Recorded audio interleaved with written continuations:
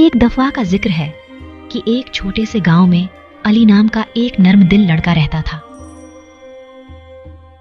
ایک دن اسے ایک زخمی پرندہ ملا اور اس نے اسے دوبارہ صحت مند ہونے کے لیے پالنے کا فیصلہ کیا۔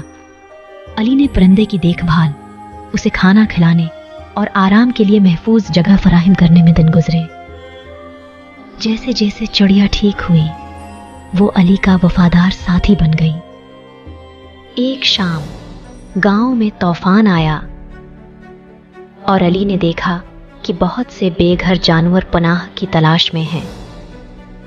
بغیر کسی ہچکچاہٹ کے اس نے ان کے لیے اپنے دروازے کھول دیے، اپنا کھانا بانٹتے ہوئے اور گرم جوشی کی پیشکش کی۔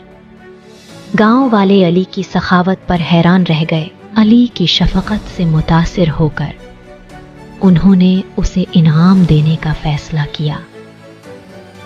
تاہم علی نے عاجزی سے کسی بھی انعام سے انکار کیا، یہ کہتے ہوئے کہ دوسروں کی مدد کرنا اس کا اپنا انعام ہے۔